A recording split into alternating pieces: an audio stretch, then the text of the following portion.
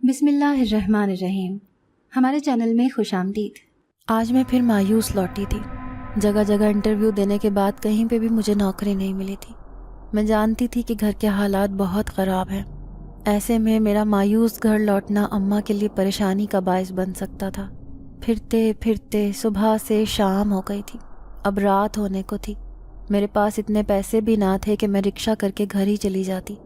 جلدی جلدی تیز تیز قدموں سے پیدل ہی چلنے لگی۔ سڑک کے آس پاس گہرا سناٹا تھا۔ اکا دکا گاڑی ہی ہر 10 سے 15 منٹ کے بعد گزر کر آگے چلی جاتی۔ مجھے ڈر بھی لگ رہا تھا کیونکہ آج کل حالات اچھے نہ تھے۔ اکیلی جوان لڑکی کو دیکھ کر کوئی کچھ بھی کر سکتا تھا۔ میں رات گہری ہونے سے پہلے پہلے گھر پہنچنا چاہتی تھی۔ 2-3 جگہ انٹرویو دے کر آئی تھی۔ ایک جگہ تو بیٹھے بیٹھے 4 گھنٹے گزر گئے تھے، تب جا کر میری باری آئی تھی۔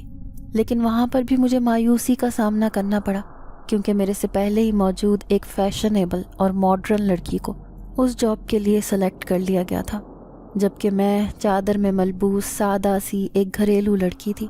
بھلا مجھے کس نے جاب دینی تھی؟ وہاں سے مایوس ہو کر دوسری جگہ گئی تو وہاں پر بھی بیٹھے بیٹھے شام کے 6 بج گئے۔ وہاں کا مینیجر ہی نہیں آیا تھا جس نے انٹرویو لینا تھا۔ یوں 7 بجے اس آفس سے نکلی تو سڑک پر کھڑے کھڑے 8 بج گئے، لیکن مطلوبہ بس نہ آئی۔ ناچار پیدل ہی پیدل چلنا شروع کیا۔ اندھیرا زیادہ ہونے کی وجہ سے سڑک پر سناٹا تھا۔ تبھی تھوڑی دیر بعد مجھے محسوس ہوا جیسے میرے پیچھے کوئی چل رہا ہو۔ دھیمے دھیمے سے قدموں کی آواز میں اپنے پیچھے سن رہی تھی۔ میں نے پلٹ کر دیکھا تو کندھے پر چادر لپیٹے ایک شخص تھا جس کا اندھیرے کے باعث چہرہ واضح نہ تھا، لیکن جسامت میں وہ نوجوان نظر آ رہا تھا۔ تھوڑی دیر بعد میں حیران رہ گئی جب اس نے مجھے آواز دے کے روکا تھا۔ مجھے غصہ آیا۔ میں سمجھ رہی تھی کہ وہ ایک اوباش انسان ہے، لیکن پھر اس کے دھیمے لہجے پر میں ٹھہر گئی۔ مڑ کر اسے سوالیہ نظروں سے دیکھنے لگی تو وہ کہنے لگا کہ میں جانتا ہوں کہ آپ نوکری ڈھونڈتی پھر رہی ہیں۔ اس کی بات سن کر میں حیران تھی، بھلا اسے کیسے پتا کہ مجھے نوکری کی تلاش ہے؟ اس نے میرے ہاتھ میں ایک کاغذ تھمایا۔ کہنے لگا اس کاغذ پر ایک ایڈریس لکھا ہوا ہے، اگر آپ چاہیں تو وہاں نوکری کر سکتی ہیں۔ وہاں پر ایک ہوٹل ہے اور اس ہوٹل میں ریسیپشن پر لڑکی کی ضرورت ہے، تنخواہ بھی اچھی خاصی ہے، لیکن مسئلہ یہ ہے کہ وہاں نائٹ شفٹ میں کام کرنا پڑتا ہے کیونکہ ڈے کی ریسیپشن وہاں پہلے سے ہی موجود ہے۔ اگر آپ کو نوکری چاہیے ہو تو اس پتے پر شام کو 8 بجے پہنچ جائیے گا۔ یہ کہہ کر وہ میرے سامنے سے دور چلا گیا۔ میں خالی خالی نظروں سے اسے جاتا ہوا دیکھتی رہی۔ اس کاغذ کو میں نے مضبوطی سے مٹھی میں دبا لیا تھا۔ نہ جانے اماں مجھے وہاں نوکری کرنے کی اجازت دیتی تھی یا نہیں، لیکن بھوکے مرنے سے تو اچھا تھا۔ بھلے رات ہو یا دن مجھے نوکری کرنی تھی، چاہے وہ کہیں پہ بھی ہو۔ میں گھر لوٹی تو اماں میرا ہی انتظار میں بیٹھی تھی، جیسے میں پیسوں سے بھرا بیگ لے کر واپس آنے والی ہوں۔ اماں نے ملازمت کا پوچھا تو میں نے انہیں کہہ دیا کہ ایک جگہ سے امید نظر آ رہی ہے، دعا کریں کہ مل جائے۔ یہ کہہ کر میں تھکن سے چور اپنے بستر پر لیٹ گئی۔ ذہن میں نئی نئی سوچیں ابھر رہی تھیں۔ ماضی کی تلخ یادیں کسی تصویر کی طرح میرے ذہن میں چلنے لگی۔ میرا نام لائبہ ہے۔ میں غریب گھرانے سے تعلق رکھتی تھی۔ سر پر کوئی بڑا بھائی بھی نہ تھا، نہ ہی باپ کا سایہ۔ ابا ایک فیکٹری میں چوکی دار تھے، لیکن اچانک ہارٹ اٹیک کی وجہ سے وہ یہ دنیا چھوڑ کر چلے گئے۔ میں نے انٹر تک تعلیم حاصل کی تھی۔ مجھ سے چھوٹے 3 بہن بھائی تھے۔ دونوں بہنیں اسکول میں پڑھ رہی تھیں جبکہ بھائی ابھی چھوٹا تھا، وہ ابھی 5ویں کلاس میں تھا۔ سرکاری اسکول میں پڑھنے کے باعث ہمارے گھر کے حالات اچھے نہ تھے۔ ابا اکیلے کمانے والے تھے جبکہ ہم سارے کھانے والے۔ گھر بھی کرائے کا تھا، لیکن مالک مکان بہت اچھا تھا۔ ابا کے مرنے کے بعد 3 مہینے ہو گئے تھے، لیکن ہم نے کرایہ نہیں دیا تھا۔ اس نے بھی کبھی دہلیز پر آ کر کرایہ نہیں مانگا تھا، لیکن پیٹ بھرنے کے لیے تو پیسہ چاہیے تھا۔ اسی لیے اب میں ابا کے مرنے کے فوراً بعد ہی نوکری ڈھونڈنے لگی تھی۔ میں چاہتی تھی کہ جس طرح دوسری لڑکیاں نوکری کر کے اپنا گھر چلا رہی ہیں، اسی طرح میں بھی اپنے گھر کی کفیل بن جاؤں۔ بجائے اس کے کہ دوسروں کے آگے ہاتھ پھیلائیں، میں خود ہی مرد بن کر کمانے کی کوشش کر رہی تھی، لیکن ابھی تک اپنی اس کوشش میں کامیاب نہیں ہوئی تھی۔ ابا کو فوت ہوئے 2 مہینے ہو گئے تھے۔ گھر میں فاقوں کی نوبت تھی۔ کبھی کبھار اماں دکان والے سے ادھار راشن لے کر آ جاتی तो घर में खाना पक जाया करता था, वरना तो सुबह में घर से भूखा ही निकलना पड़ता। अम्मा घर में थोड़ी बहुत सिलाई वगैरह भी कर लिया करती थी, लेकिन मुझे सिलाई करना नहीं आती थी। मैं यही सोच रही थी कि किसी फैक्ट्री में मुलाजिमत पर लग जाती हूँ, लेकिन आजकल नौकरी हासिल करने के लिए भी किसी बड़ी सिफारिश की ज़रूरत होती है, और यही मेरे साथ हो रहा था। मेरे साथ आने वाली दूसरी फैशनेबल और मॉडर्न लड़कियाँ नौकरी के लिए सिलेक्ट हो जाती थीं, जबकि मैं खाली हाथ वापस लौटती थी। लेकिन आज एक छोटी सी उम्मीद नज़र आई थी। फिर मैं वो कागज़ खोलकर पढ़ने लगी। उसमें ना जाने कौन से होटल का एड्रेस लिखा हुआ था, लेकिन एक एड्रेस था जो हमारे घर से काफ़ी दूर था। मुझे आने जाने के लिए पैदल ही सफ़र करना पड़ता, लेकिन आजमाने में क्या हर्ज है। अम्मा को भी मैं नहीं बताऊंगी कि मैं कहाँ नौकरी कर रही हूँ, लेकिन रात का सुनकर उन्होंने एतराज़ ज़रूर करना था। अब मैं शशोपंज में गिरफ्तार थी, अम्मा को बताए बगैर चारा भी ना था।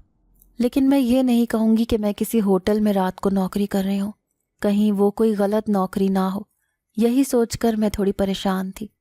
फिर डरते डरते अम्मा से कहा कि अम्मा मुझे एक नौकरी मिल गई है, लेकिन आप वादा करें कि उस नौकरी पर एतराज़ नहीं करेंगी। अम्मा कहने लगी कैसी नौकरी मिल गई है तुम्हें जो मैं एतराज़ करने लगूँ। फिर मैंने उनसे कहा कि अम्मा नौकरी तो मुझे अच्छी मिली है, लेकिन मसला ये है कि वो नौकरी रात में करने वाली है। फिर मैं मज़ीद कहने लगी कि आजकल हालात बहुत बदल गए हैं, अब लड़कियां रात को भी काम करने लगी हैं। अम्मा कहने लगी कि बेटा मुझे तो कोई एतराज़ नहीं, लेकिन तुम खुद सोचो, मोहल्ले वाले बातें करेंगे कि जवान बेटी को रात में न जाने कहाँ भेजने लगी है।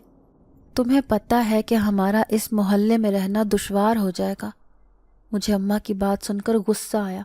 मैं उन्हें कहने लगी कि अम्मा आज हम भूखे बैठे हैं तो कौन सा मोहल्ले वाले आकर हमें खाना दे रहे हैं। उन्हें कोई मतलब नहीं, चाहे हम भूखे हैं, मर रहे हैं या कैसे भी रहें, उन्हें सिर्फ बातें बनाने से मतलब है। अम्मा भी हालात से परेशान थी। नाचार उन्होंने मुझे इजाज़त दे दी, लेकिन फिर भी वो मेरे लिए फ़िक्रमंद थी। दूसरे दिन मैंने साफ सुथरे कपड़े पहने, बड़ी सी चादर ओढ़ी और अपना पर्स लेकर पैदल ही पैदल उस कागज़ पर लिखे हुए पते पर चली गई। वहाँ गई तो हैरान रह गई, आसपास तो बिल्कुल भी आबादी ना थी। हाँ, उस छोटे से 2 मंजिला होटल में बल्ब रोशन थे जो जाहिर कर रहे थे कि उसमें कुछ लोग मौजूद हैं। मैं बुरी तरह घबरा रही थी। ना जाने जिस शख्स ने मुझे ये पता दिया था वो उस होटल में मौजूद होगा या नहीं, यही सोचकर मैं परेशान थी। फिर जैसे ही मैं अंदर गई तो हैरान रह गई। काले रंग के लिबास में मलबूस, आंखों पर स्याह चश्मा लगाए वो आदमी सामने कुर्सी पर बैठा था, जैसे मेरा ही मुंतजिर हो। मुझे देखकर वो न जाने क्यों मुस्कुराने लगा। फिर मेरे करीब आकर कहने लगा, मुझे मालूम था तुम ज़रूर चली आओगी, चलो आओ मेरे साथ, मैं तुम्हें तुम्हारे बैठने की जगह बताता हूँ। वो मुझे अंदर ही अंदर की तरफ लेकर जाने लगा। मैं बुरी तरह घबरा रही थी। होटल का सन्नाटा दिल को चीर देने वाला था। होटल में नीचे 2 कमरे बने हुए थे, जबकि एक छोटा सा स्टोर था। ऊपरी मंजिल की तरफ सीढ़ियाँ जा रही थी। यकीनन ऊपरी मंजिल पर भी 2-3 कमरे मौजूद होंगे। फिर उसने मुझे एक शीशे के बने हुए छोटे से कमरे में बिठा दिया। कहने लगा, ये कमरा आज से तुम्हारा है, तुम यहाँ बैठोगी और होटल में आने जाने वाले आदमियों का रजिस्टर में नाम लिखकर हिसाब किताब करोगी। उस होटल में मेरे अलावा कोई दूसरी औरत भी ना थी। होटल में अजीब सी पुरस्रारियत महसूस हो रही थी। काम ज़्यादा मुश्किल ना था। फिर मैंने जब तनख्वाह का पूछा तो मेरे हाथों में पसीने छूट गए, क्योंकि तनख्वाह तो मेरी सोच से भी कहीं ज़्यादा थी। फिर मैं उस शीशे के बने हुए केबिन में बैठ गई। वो आदमी ऊपरी मंजिल पर चढ़ा तो फिर नीचे ना आया। मुझ पर अजीब सी दहशत तारी थी। बाहर गहरा काला सन्नाटा था और अंदर कोई भी ना था। मैं उस पूरे होटल में अकेली थी। अभी बैठे बैठे मुझे थोड़ी ही देर गुजरी थी तो अचानक ही मेरे कानों में एक लड़की के चीखने की आवाज़ आई। मैं दहशत ज़दा सी होकर उठ खड़ी हुई। तभी ऊपर वाली सीढ़ियों से एक लड़की दौड़ती हुई आई। उसके लंबे लंबे बाल कमर पर बिखरे थे। वो मेरे करीब आकर रुकी तो उसका सांस फूला हुआ था। वो कहने लगी, भाग जा यहाँ से, वरना बहुत बुरी तरह पछताओगी। ये कहते ही वो दाखिली दरवाजे से फरार हो गई। मैं बिल्कुल सुन्न खड़ी थी, समझ में नहीं आ रही थी कि मैं क्या करूं। थोड़ी देर बाद वो आदमी उतरा था। مجھے پریشان دیکھ کر کہنے لگا، دیکھو یہ اتنے دن سے مفت میں اس ہوٹل میں رہ رہی تھی، آج میں نے اسے پیسے دینے کا کہا تو کیسے یہاں سے فرار ہو گئی۔ تم اس کی باتوں پر دھیان نہ دینا، یہ ایک خراب لڑکی تھی۔ لیکن میں خوف زدہ تھی۔ بڑی مشکل سے میں نے وہ رات گزاری۔ بار بار اس لڑکی کی بات میرے ذہن میں گونجتی رہی۔ مجھے ایسے لگ رہا تھا جیسے میں کسی غلط جگہ پر آ گئی ہوں۔ پھر جیسے ہی صبح ہوئی، روشنی ہونے سے پہلے وہ آدمی میرے پاس آیا۔ پھر کہنے لگا، جاؤ اب تمہاری چھٹی کا ٹائم ہو گیا ہے، لیکن سنو، کل تمہیں ضرور آنا ہے، میں تمہارا انتظار کروں گا، میں تمہیں ایڈوانس تنخواہ دے رہا ہوں۔ یہ کہہ کر اس نے میرے ہاتھ پر کئی نوٹ رکھ دیے۔ میں حیرت سے بت بنی کھڑی تھی۔ پھر وہ کہنے لگا، یاد رکھنا اب تمہیں یہ نوکری چھوڑنی نہیں ہے، تمہیں ہر حال میں یہاں آنا ہوگا، کیونکہ میں تمہاری تنخواہ ایڈوانس میں دے چکا ہوں۔ یہ کہہ کر وہ پتھر لہجے میں بولتا وہاں سے اوپری منزل کی طرف بڑھ گیا۔ پیسے دیکھ کر میں ہر بات بھول چکی تھی، کیونکہ اس وقت مجھے پیسوں کی شدید ضرورت تھی۔ اماں کی کئی ضرورتیں تھیں جو ادھوری تھیں۔ مجھے یقین تھا کہ اماں ان پیسوں کو دیکھے گی تو نہایت خوش ہوگی۔ چھوٹے بہن بھائیوں کے چہرے بھی کھل اٹھیں گے۔ کتنے دن ہو گئے تھے انہوں نے کوئی پھل فروٹ نہیں کھایا تھا، کوئی ڈھنگ کا کھانا ہمارے گھر میں بنا ہی نہ تھا۔ پھر میں سڑک پر کھڑی ہوئی، ہاتھ میں پیسے تھے، اسی لیے جلدی سے گھر پہنچنا چاہتی تھی۔ رکشہ روک کر اس میں بیٹھی اور سیدھی گھر جا پہنچی۔ جیسے ہی میں نے دروازہ بجایا، اماں نے فوراً کھول دیا، جیسے وہ میرے ہی انتظار میں بیٹھی تھیں۔ کہنے لگی، پوری رات میں پریشان رہی، مجھے نیند ہی نہیں آئی تھی، دل میں بار بار خیال آ رہا تھا کہ کہیں تیرے ساتھ کچھ غلط نہ ہو جائے۔ لیکن اماں میرے چہرے پر خوشی دیکھ کر حیران تھی۔ پھر میں نے وہ سارے نوٹ اماں کے ہاتھ پر رکھے تو انہیں یقین نہ آیا کہ پہلے ہی دن مجھے تنخواہ مل گئی ہے۔ اماں بار بار پوچھنے لگی کہ وہ کون ہے، کیا نوکری ہے، کیا کام ہے، لیکن میں نے انہیں کچھ بتا کر ہی نہ دیا، اور کہتی رہی کہ اور بھی لڑکیاں وہاں کام کرتی ہیں، ان سب کو تنخواہ مل رہی تھی تو میں نے بھی ایڈوانس تنخواہ کا کہہ دیا۔ اسی دن اماں اور میں جا کر راشن لے آئے تھے۔ گھر میں کھانا بھی پکا اور بہن بھائیوں نے خوب پیٹ بھر کر کھانا کھایا۔ پھر میں شام ہوتے ہی نوکری پر جانے کی تیاری کرنے لگی۔ پھر 2-3 دن گزر گئے وہاں جاتے ہوئے، میرے ساتھ کچھ بھی عجیب نہ ہوا۔ لیکن ایک بات پر میں حیران تھی کہ رات کو وہاں پر کوئی بھی رہنے نہیں آتا تھا، بس وہی ہوٹل کا مالک پورے ہوٹل میں گھومتا رہتا تھا، کبھی اوپر جاتا کبھی نیچے۔ اس دن جس طرح سے وہ لڑکی بری حالت میں نیچے اتری تھی، اسے دیکھ کر میں حیران رہ گئی تھی۔ پھر ایک دن کچھ عجیب ہوا جب 2 نقاب پوش عورتیں ہوٹل میں کمرہ لینے آئیں۔ میں نے ان کا نام وغیرہ پوچھنے کی کوشش کی تو انہوں نے مجھے کچھ بھی نہ بتایا۔ کہنے لگی، ہماری اس آدمی سے بات ہو چکی ہے، وہ مجھے نظر انداز کر کے اوپری منزل پر چلی گئی۔ پھر آدھی رات گزری تھی، اچانک اوپر والی منزل سے دھواں سا نکلنے لگا۔ عجیب منتر پڑھنے کی آوازیں میرے کانوں میں آ رہی تھیں۔ اس منتر کو سن کر میرے کانوں میں سوئیاں چبھنے لگیں۔ دل چاہ رہا تھا کہ اوپر جا کر دیکھوں آخر ایسا کیا ہو رہا ہے۔ وہ ہوٹل کا مالک بھی نظر نہیں آ رہا تھا۔ میں پریشان سی کھڑی تھی۔ اچانک ہی ساز بجنے کی آوازیں آنے لگی، ایسے لگ رہا تھا جیسے کوئی دھن بجا رہا ہو۔ پھر تھوڑی ہی دیر میں ان عورتوں کے زور زور سے کہہ لگانے کی آوازیں آنے لگیں، جیسے انہیں کوئی بہت بڑی خوشی مل گئی ہو۔ تھوڑی دیر بعد وہاں خاموشی ہو گئی۔ میں حیران تھی کہ آخر ماجرا کیا ہے۔ دل چاہ رہا تھا کہ ایک بار اوپر جا کر دیکھوں کہ آخر وہ دونوں عورتیں کر کیا رہی ہیں۔ کافی دیر تک میں بیٹھی رہی، سوچنے لگی کہ اوپر جا کر دیکھوں، مالک سے بات کرتی ہوں کہ عجیب و غریب حلیے والی 2 عورتیں اوپر کچھ مشکوک حرکتیں کر رہی ہیں۔ یہی سوچ کر میں سیڑھیاں چڑھ کر اوپر والے کمرے میں چلی گئی۔ میں پہلی بار یہاں آئی تھی، یہاں آ کر عجیب سا محسوس ہو رہا تھا، عجیب سی بو پورے ایریا میں پھیلی ہوئی تھی۔ پھر میں نے جیسے ہی ایک کمرے کا دروازہ کھولا، وہاں پر وہ عورتیں نہ تھیں۔ دوسرے کمرے کا کھولا، وہاں پر بھی موجود نہ تھیں۔ اب میں حیران پریشان کھڑی تھی، میرے سامنے ہی تو وہ اوپر چڑھی تھیں، اب ان کا یوں غائب ہونا حیران کن تھا۔ ہوٹل کا مالک بھی کہیں نظر نہیں آ رہا تھا۔ میں پورے ہوٹل میں اکیلی پاگلوں کی طرح سے پھر رہی تھی۔ دل چاہ رہا تھا کہ ابھی اسی وقت اٹھ کر گھر چلی جاؤں، لیکن مالک کا خوف مجھے کہیں بھی جانے نہیں دے رہا تھا۔ وہ عورتیں میرے سامنے اس ہوٹل میں آئی تھیں، لیکن اب دونوں ہی کمروں میں موجود نہ تھیں۔ ان کی مشکوک حرکتیں بتا رہی تھیں کہ وہ کچھ عجیب و غریب حرکات کر رہی تھیں۔ بڑی مشکل سے میں نے وہ رات تنہا کاٹی تھی۔ صبح ہوتے ہی میں گھر بھاگ گئی۔ اماں نے میرے چہرے پر پریشانی دیکھی تو کہنے لگی کیا ہوا ہے تمہیں؟ لیکن میں انہیں کیسے بتاتی کہ وہ جگہ ٹھیک نہیں ہے۔ ہوٹل کا مالک بھی نظر نہیں آیا تھا اور عورتیں بھی ہوٹل میں آ کر غائب ہو گئی تھیں۔ یہ بات مجھے بہت پریشان کر رہی تھی۔ پھر رات کو ڈیوٹی پر جانے کا ٹائم ہوا تو میرا دل ہی نہیں چاہ رہا تھا کہ میں اس ہوٹل میں جاؤں، لیکن مجبوری تھی، میں اپنی تنخواہ لے چکی تھی۔ اب یہ مہینہ پورا کرنا ضروری تھا، ورنہ کوئی شک نہیں کہ وہ مالک میرے گھر پر ہی پہنچ جاتا۔ میں کام پر لگی تو اماں کہنے لگی کہ آج موسم کے حالات ٹھیک نہیں، تم کام پر مت جاؤ۔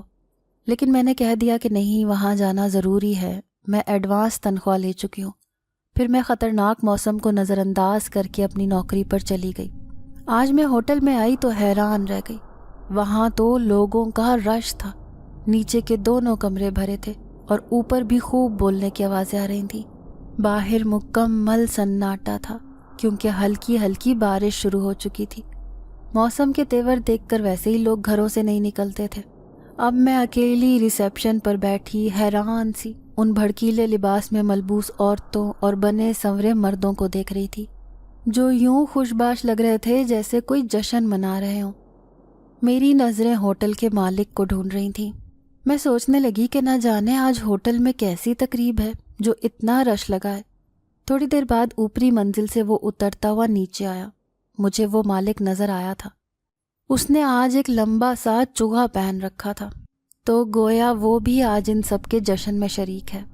پھر وہ میرے پاس آیا، کہنے لگا آج ہوٹل میں رش کی وجہ یہ ہے کہ یہ سب میرے رشتہ دار ہیں۔ آج خوشی کے موقع پر میں نے انہیں یہاں بلوایا ہے۔ اب ہم سارے مل کر ایک خاص جشن منائیں گے، تم بھی اس میں شامل ہو سکتی ہو۔ مجھے وہ سب بہت عجیب لگ رہے تھے، اسی لیے میں ان کے ساتھ شامل نہیں ہونا چاہتی تھی۔ میں بس مسکرا کر اپنے کیبن میں بیٹھ گئی۔ پوری رات ان کی ہاہاکار میں نے اپنے کانوں سے سنی۔ پھر تھوڑی دیر میں لذیذ کھانوں کی خوشبو محسوس ہونے لگی۔ میں ابھی بیٹھی اونگ رہی تھی کہ اچانک ہی دو کالے لباس میں ملبوس آدمی اندر آئے۔ انہوں نے ایک لڑکی کو دبوچ رکھا تھا۔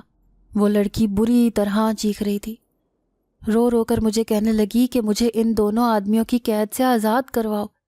میں حیران تھی کہ یہ لوگ کیا کر رہے ہیں۔ تبھی میں ان سے کہنے لگی کہ چھوڑ دو اس لڑکی کو، لیکن انہوں نے میری بات کو نظر انداز کر دیا اور اسے لے کر اوپری منزل پر چلے گئے جہاں پر سب جمع تھے۔ اب میں نیچے بیٹھ کر اس لڑکی کی چیخیں سن رہی تھی۔ نہ جانے کیا کر رہے تھے اس بیچاری لڑکی کے ساتھ۔ مجھ سے رہا نہ گیا تو میں اوپر چلی گئی۔ اوپر جا کر دیکھا تو لڑکی لال دوپٹہ پہنے زبردستی دلہن بن کر بیٹھی تھی۔ وہاں پر سارے مرد اور عورتیں اسے دیکھ کر ہنس رہے تھے۔ مجھے انہیں دیکھ کر غصہ آیا۔ ان میں وہ ہوٹل کا مالک بھی شامل تھا۔ میں غصے سے اسے کہنے لگی کہ تم لوگ یہ کیا کر رہے ہو؟ ایسے کسی کی شادی زبردستی نہیں کروا سکتے۔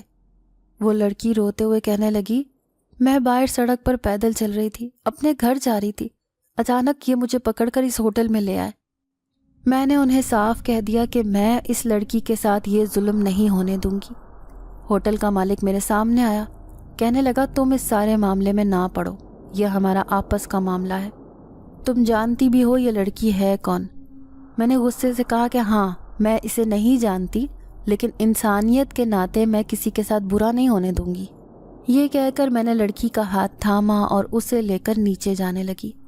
اچانک ہی میں نے مڑ کر دیکھا تو میرے سر پر آسمان گر پڑا۔ لڑکی کا ہاتھ اتنا لمبا ہو گیا تھا کہ وہ میرے ساتھ سیڑھیوں تک آ گیا تھا، لیکن لڑکی وہیں لال دوپٹے میں ملبوس بیڈ پر بیٹھی مسکراتے ہوئے مجھے دیکھ رہی تھی۔ میں خوف سے چیخیں مارنے لگی۔ ایسا منظر میری آنکھوں نے آج سے پہلے کبھی نہیں دیکھا تھا۔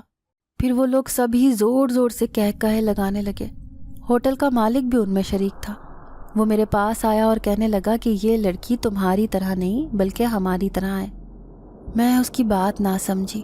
خوف کے مارے میرے رونگٹے کھڑے ہو گئے تھے۔ دل چاہ رہا تھا کہ ابھی اور اسی وقت یہاں سے بھاگ جاؤں۔ تبھی اچانک میری نظر ان کے کھانوں پر پڑی، جہاں پر جانوروں کے پورے سر رکھے ہوئے تھے، جیسے انہیں خوب آگ پر پکایا گیا ہو۔ مجھے دیکھ کر ابکائی آئی تھی۔ میں سر پیٹ کر دوڑتی ہوئی نیچے بھاگی۔ اپنا پرس اٹھایا اور اندھا دھند سڑک پر بھاگنے لگی۔ ایسے لگ رہا تھا جیسے میں کسی غلط جگہ پر پھنس گئی ہوں۔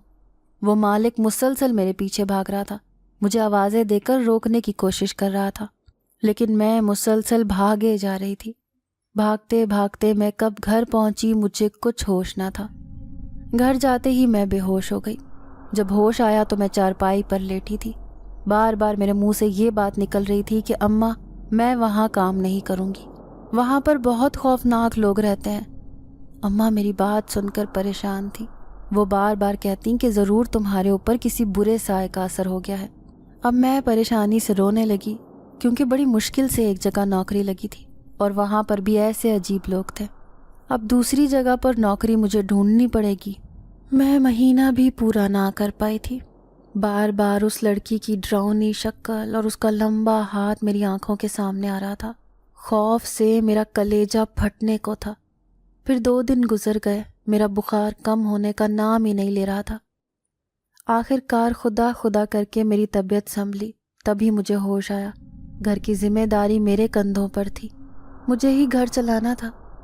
یوں ہمت کر کے میں اٹھی اور دوسری نوکری کی تلاش میں سڑکوں پر ماری ماری پھرنے لگی۔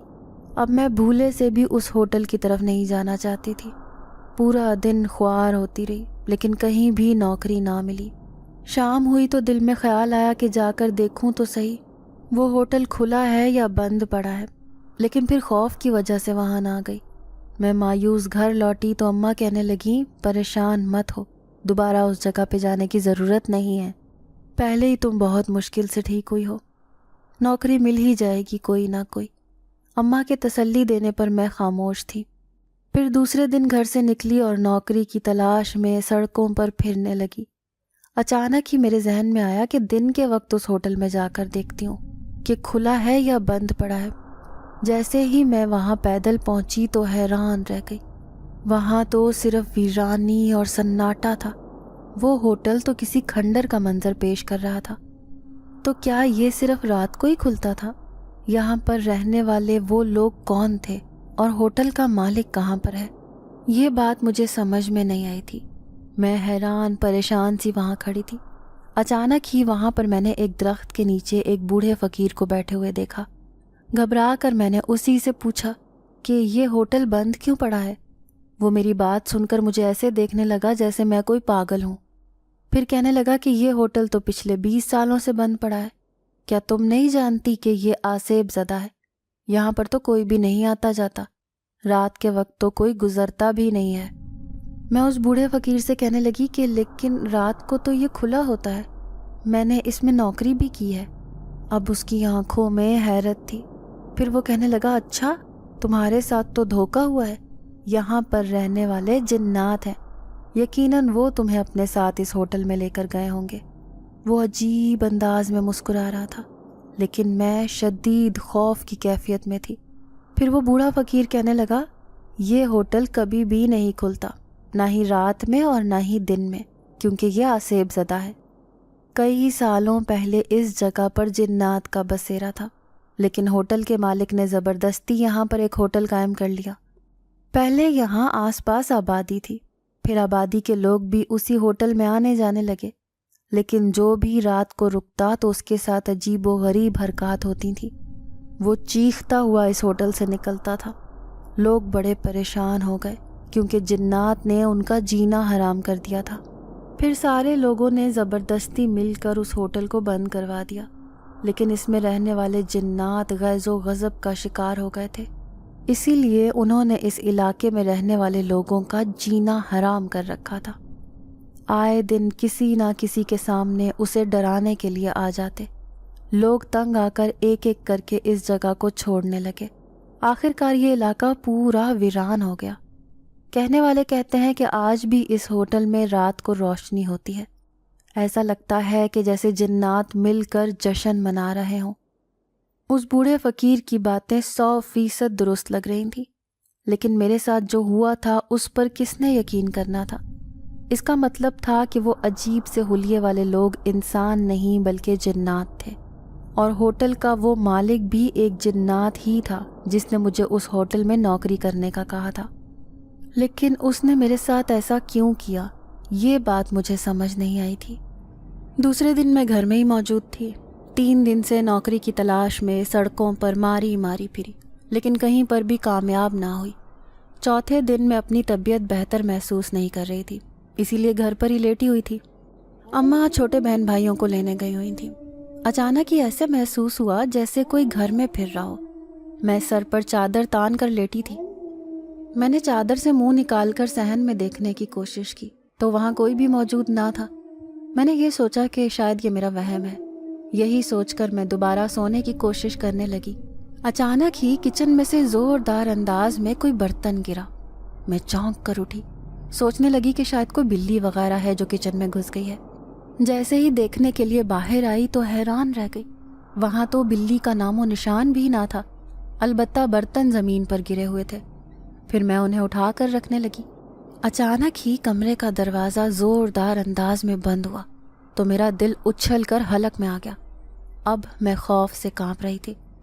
سمجھ گئی تھی کہ کچھ نہ کچھ گھر میں عجیب ہو رہا ہے۔ دل ہی دل میں کچھ پڑھ کر اپنی ہمت بندھانے کی کوشش کرنے لگی۔ اندر سے کمرے کا دروازہ کیسے بند ہو سکتا تھا جبکہ گھر میں میرے علاوہ کوئی موجود بھی نہ تھا۔ تبھی میں دبے پاؤں قدموں سے چلتے ہوئے کمرے کی طرف بڑھی اور ہاتھ رکھ کر دروازہ کھول دیا۔ اندر کمرے میں کوئی بھی نہ تھا۔ میں سوچنے لگی کہ شاید ہوا کی وجہ سے ایسا ہوا ہوگا۔ یہی سب سوچ کر اپنے آپ کو بہلانے کی کوشش کر رہی تھی، لیکن حقیقت میں تو میں بری طرح ڈر گئی تھی۔ اچانک ہی میری نظر کمرے میں لگے شیشے پر پڑی۔ اس میں میرا عکس واضح نظر آ رہا تھا، لیکن میری جگہ کوئی دوسرا چہرہ ابھرا تھا۔ وہ کسی اور کا نہیں بلکہ اسی ہوٹل کے مالک کا تھا۔ اب میں بری طرح چیخنے لگی۔ میں سمجھ گئی تھی کہ وہ جنات میرے پیچھے لگ چکا ہے، نہ جانے وہ مجھ سے کیا چاہتا ہے۔ چیختے ہوئے میں گھر سے باہر نکلی تھی۔ دیکھا تو گلی کے کونے سے اماں آ رہی تھیں، ان کے ساتھ چھوٹے بہن بھائی بھی تھے۔ میں بدحواس سی ہو کر ان کے گلے جا لگی، کہنے لگی کہ اماں مجھے بچاؤ، وہ میرے پیچھے لگ گیا ہے۔ اماں میری حالت دیکھ کر پریشان ہو گئی۔ انہوں نے اچھی طرح مجھے چادر اوڑھائی اور مجھے اپنے ساتھ لے کر گھر آ گئی۔ میں شدید خوف کا شکار ہو رہی تھی۔ اماں کہنے لگیں کہ نہ جانے میری جوان بیٹی کو کیا ہو گیا ہے۔ پھر مجھے سمجھاتے ہوئے کہنے لگی، دیکھ، جب تک تجھے نوکری نہیں مل رہی میں کسی بنگلے پر کام کر لیتی ہوں۔ ساتھ والی کلثوم کل مجھے اپنے ساتھ لے کر جائے گی۔ جب تک تو اپنے بہن بھائیوں کا خیال رکھنا۔ میں اپنے ہوتے ہوئے کبھی اپنی اماں کو کام کرنے نہیں دینا چاہتی تھی، لیکن اب میری حالت ایسی تھی کہ میں خود کو بھی سنبھال نہیں پا رہی تھی۔ پھر اماں صبح ہی صبح اٹھ گئیں۔ میں سستی سے سارے گھر کا کام نمٹاتی پھر رہی تھی۔ چھوٹے بہن بھائیوں کو تیار کر کے اسکول بھیجا۔ اماں مجھے گھر پر رہنے کا خیال رکھنے کا کہہ کر خود کام پر چلی گئی۔ میں چارپائی پر اداس بیٹھی تھی۔ کیا کیا خواب میری آنکھوں نے سجائے تھے، لیکن سارے ہی مٹی میں مل گئے تھے۔ اس ہوٹل کے مالک جنات نے تو میری زندگی برباد کر دی تھی۔ نہ وہ میرے سامنے آتا اور نہ ہی آج میں اس بیمار حالت میں گھر پر موجود ہوتی۔ یہی سوچ کر میں آنسو بہا رہی تھی۔ یہ بھی یاد نہ رہا کہ میں اس وقت گھر پر اکیلی تھی۔ ہمارا گھر نچلی منزل پر تھا، اسی لیے زیادہ تر گھر میں اندھیرا ہی رہتا تھا۔ لائٹ چلی جاتی تو گھر کا منظر اور بھی خوفناک لگتا۔ اوپری منزل پر صرف 4 دیواری ہی تھی۔ اندھیرے کے خوف کی وجہ سے میں اکثر اوپر چلی جایا کرتی تھی۔ میں سارا کام کاج کر کے ابھی اپنے بال بنانے کا سوچ رہی تھی۔ اچانک ہی دروازے پر دستک ہوئی۔ میں جیسے ہی دروازے کے پاس گئی، دروازہ کھول کے دیکھا، لیکن وہاں کوئی بھی نہ تھا۔ لیکن میرے پیروں تلے سے زمین نکل گئی جب میں نے گیٹ کے پاس پڑے ہوئے سرخ گلابوں کو دیکھا۔ یہ یہاں کس نے رکھے؟ میں نے گلی میں جھانک کر دیکھا تو گلی میں دور دور تک کسی انسان کا نام و نشان بھی نہ تھا۔ میں نے وہ گلاب کے پھولوں کا گلدستہ اٹھا لیا، پھر انہیں سونگھنے کی کوشش کی تو ان سے اٹھنے والی مہک نے میرے دماغ کو بالکل سن کر دیا اور میں بے ہوش ہو کر نیچے زمین پر گر پڑی۔ میں نہیں جانتی کہ میں کتنی دیر تک بے ہوش پڑی رہی۔ پھر ایسا محسوس ہوا جیسے میرے پاس کوئی موجود ہے، کوئی تھا جو میرے بالوں کو سہلا رہا تھا۔ تبھی مشکل سے میں نے اپنی آنکھیں کھول کر دیکھا۔ میں چیخنا چاہتی تھی، لیکن خوف کے مارے میرے منہ سے چیخ بھی نہیں نکلی۔ وہ ہوٹل کا مالک جنات میرے بالکل قریب بیٹھا تھا۔ مجھے محبت پاش نظروں سے دیکھتا، وہ نہ جانے مجھ سے کیا کہہ رہا تھا۔ مجھے کچھ سمجھ نہیں آ رہی تھی. میرے منہ سے صرف غوں غاں کے الفاظ نکل رہے تھے، جیسے میں اسے کچھ کہنا چاہتی ہوں کہ مجھے چھوڑ دو، یہاں سے چلے جاؤ. وہ میرے قریب بیٹھا، پھر کہنے لگا تم مجھے اچھی لگتی ہو، اسی لیے تمہارے پاس آتا ہوں. جبھی تو تمہیں اپنے ہوٹل میں نوکری پر رکھ لیا تھا، لیکن میں تمہاری زندگی بدلنے آیا ہوں. تم بھی مجھ سے نہ ڈرو، بلکہ اگر تم میری زندگی میں آ گئی تو تمہاری زندگی خوشیوں سے بھر جائے گی. وہ مجھے سہانے خواب دکھانے کی کوشش کر رہا تھا، لیکن میں اس سے خوف زدہ تھی. اس نے نوکری کا جھانسا دے کر نہ جانے میرے ساتھ کیا کرنا چاہا تھا، اور اب میرے پیچھے پیچھے میرے گھر تک پہنچ گیا تھا. میں سمجھ گئی کہ یہ آصف میرے پیچھے لگ گیا ہے، اب یہ کبھی بھی میرا پیچھا نہیں چھوڑے گا. پھر وہ کہنے لگا کہ اگر اپنا پیچھا مجھ سے چھڑوانا چاہتی ہو تو آج رات 12 بجے اسی ہوٹل میں پہنچ جانا. اس کی آنکھوں میں ایک تنبیہ تھی. میں کچھ بول ہی نہ سکی. اچانک ہی دروازہ تیز تیز بجنے لگا تو وہ میرے سامنے سے غائب ہو گیا. میں نے دروازہ کھولا تو چھوٹے بہن بھائی اسکول سے آ گئے تھے. ابھی تک میں نے ان کے لیے کھانا بھی نہیں بنایا تھا. میں شدید تھکن اور مایوسی محسوس کر رہی تھی. پھر کچن میں جا کر ان کے لیے روٹیاں بنانے لگی. پھر چھوٹی بہن کہنے لگی باجی آپ کو کیا ہوا ہے؟ آپ کی آنکھیں بالکل لال ہو رہی ہیں. میں اسے کیا بتاتی کہ مجھے کیسا روگ لگ گیا ہے. میں خود کو بہت بڑی مشکل میں ڈال چکی ہوں. شام کو اماں آئیں تو بڑی خوش لگ رہی تھی. کہنے لگی بنگلے کی مالکن بہت اچھی ہے.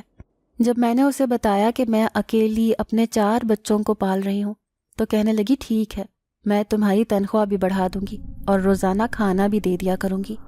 میں اماں کے سامنے رونے لگی.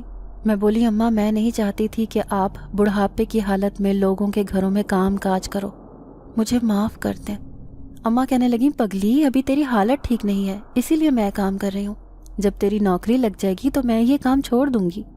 پھر وہ میرے سر میں مالش کرنے لگی اور مجھ سے دنیا جہان کی باتیں کرنے لگی. لیکن میرا سارا دھیان تو اسی جن زادے کی طرف تھا جو میری زندگی میں آ کر مجھے تباہ کر چکا تھا. پھر مجھے اس کی دھمکی یاد آئی جو مجھے کہہ رہا تھا کہ آج رات 12 بجے اس ہوٹل میں پہنچ جانا. نہیں، میں ہرگز وہاں نہیں جاؤں گی. میں نے اپنے دل میں پکا فیصلہ کر لیا تھا. پھر سارے گھر والے سو گئے. ہم سب ایک ہی کمرے میں سویا کرتے تھے. اماں بھی پورے دن کی تھکی ہاری نیند میں ڈوبی تھی. چھوٹے بہن بھائی بھی سو چکے تھے. ایک میں اکیلی جاگ رہی تھی، شاید اس جن زادے کے خوف کی وجہ سے. پھر رات کے 12 بج گئے لیکن میں اپنی جگہ سے ہلی بھی نہ تھی. میرا ہرگز ارادہ نہ تھا کہ میں اس آسیبی ہوٹل میں دوبارہ جاؤں. یوں ہی لیٹے لیٹے میری آنکھ لگ گئی.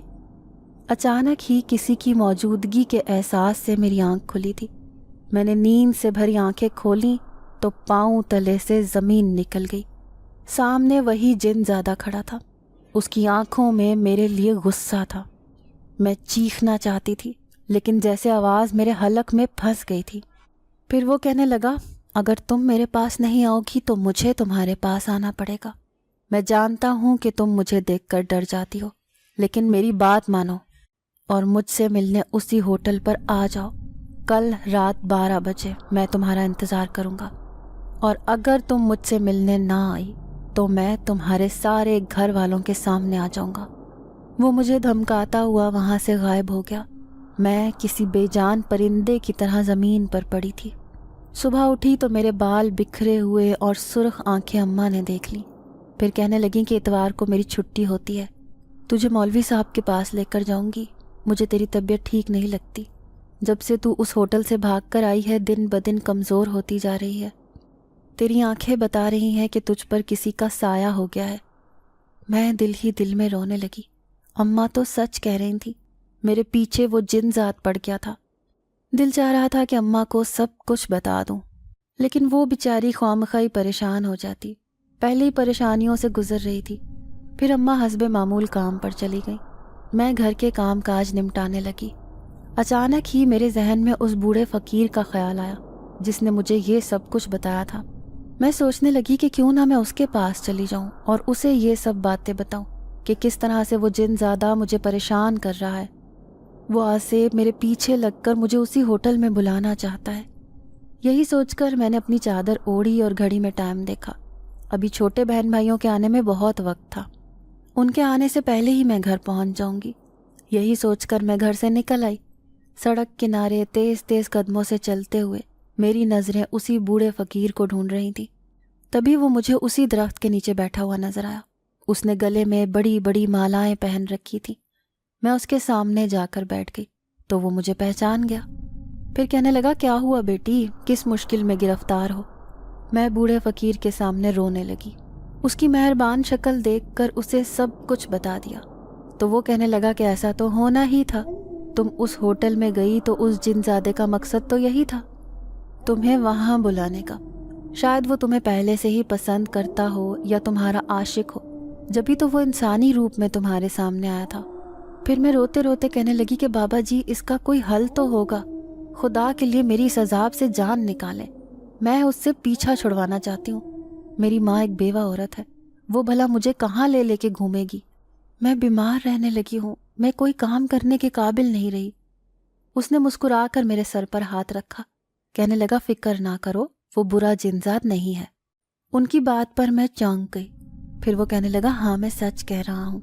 जिस तरह नेक इंसान होते हैं इसी तरह नेक जिन्नात भी होते हैं, और हर जिन्नात बुरा नहीं होता। वो तुम्हें पसंद करता है, तुम्हारा आशिक है, जभी तो बार बार तुम्हारे सामने आता है। और जहाँ तक मुझे लगता है अभी तक उसने तुम्हें कोई नुकसान नहीं पहुँचाया। हाँ, लेकिन तुम खौफ की वजह से बीमार रहने लगी हो। अगर तुम उससे उसके अंदाज में बात करती तो वो तुम्हारी किस्मत बदल देता। वो बूढ़ा फ़कीर तो अजीब बात कर रहा था, मैं उनकी बातें समझ नहीं पा रही थी। फिर वो कहने लगा, देखो मेरी मानो, अब वो जिनजात तुम्हारे सामने आए तो तुमने उसके अंदाज से ही उससे बात करनी है। अगर उससे प्यार भरे लहजे में बात करोगी तो तुम वो सब हासिल कर लोगी जिसकी तुम्हारी ज़िंदगी में कमी है। वो तुम्हारी किस्मत बदलने आया है, वो तुमसे कुछ भी नहीं चाहता, बस तुम्हारे सामने आकर चंद बातें करना चाहता है। मैं नेक जिन्नात को समझता हूँ, वो किसी इंसान को तकलीफ नहीं पहुँचा सकते। मेरी बात मानो, उससे डरना छोड़ दो। बाबा जी की अजीबोगरीब बातें मेरे दिमाग पर हथौड़े की तरह लग रही थी। समझ नहीं आ रही थी कि वो सही कह रहे हैं या गलत। मुझे उलझन में देखकर कहने लगे, अच्छा एक बार मेरी बताई हुई बातें आजमा कर देखो, उसके बाद दोबारा फिर मेरे पास आना। फिर मैं तुम्हें वो तरीका बताऊंगा जिससे तुम हमेशा के लिए उस जिनजादे से जान छुड़वा लोगी। तुम एक गरीब लड़की हो, इस वक्त तुम्हें बहुत सी चीज़ों की ज़रूरत है। अगर उस जिनजादे के साथ बना कर रखोगी तो ज़िंदगी में बहुत कुछ हासिल कर लोगी। वो बहुत चालाकी से ये सब कुछ कह रहे थे। ये यकीनन मेरे फ़ायदे की बात थी, वरना उस बूढ़े फ़कीर ने भला मुझसे क्या लालच था। जब मैं उसके पास से उठकर आई तो ऐसे लग रहा था जैसे मेरे सीने से कोई बोझ उतर गया हो। मैं जल्दी से घर पहुंच गई। मेरे दिल का खौफ थोड़ा कम हुआ था। अम्मा शाम को काम से वापस आ गईं तो वो मुझसे इधर उधर की बातें करने लगी, लेकिन मेरा सारा ध्यान तो ये सोचने में था कि मैं आज रात 12 बजे उस जिनजादे से मिलने जाऊं या नहीं। बूढ़े फ़कीर की बातें झूठी हरगिज़ नहीं हो सकती थीं। यही सोचकर मैं अपने आप को मुतमईन करके ये फ़ैसला कर चुकी थी कि मुझे वहाँ जाना ही होगा। फिर जैसे ही रात हुई सारे घर वाले गहरी नींद में चले गए। मैं अकेली जाग रही थी। मैं सोचने लगी कि अगर मैं वहाँ ना गई तो वो सबके सामने यहाँ आ जाएगा। उसने अगर अम्मा या छोटे बहन भाइयों के सामने खुद को हाजिर कर लिया तो वो बहुत बुरी तरह डर जाएंगे, फिर ना जाने क्या होगा। यही सोचकर मैंने अपनी चादर ओढ़ी और घर से निकल आई। रात के 12 बजे गहरा सन्नाटा था। सर्दियों की वजह से हर कोई घर में दुबक के सोया हुआ था। तेज तेज कदमों से चलते हुए मैं पैदल ही पैदल उस होटल की तरफ जा रही थी। अचानक ही पीछे कदमों की आवाज़ आई। मैंने मुड़कर देखा तो वही जिनजादा था जो मेरे पीछे किसी साए की तरह चल रहा था। मेरा दिल खौफ से कांपने लगा। फिर वो मुझे देखकर मुस्कुराया, कहने लगा, मैं जानता था तुम मेरे पास ज़रूर आओगी। चलो आओ मेरे साथ, मैं तुम्हें वहीं लेकर चलता हूँ। आज उस होटल में मामूल से ज़्यादा सन्नाटा छाया हुआ था। फिर वो कहने लगा कि मैं यहाँ बहुत सालों से रहता हूँ। कभी कभार मेरे दूसरे कबीले के जिन्नात भी यहाँ आ जाते हैं तो हम जश्न मनाते हैं। मैं इस होटल में बड़े आराम से रह रहा था जब तुम 3-4 दफ़ा मेरे सामने से गुजरकर यहाँ से गई।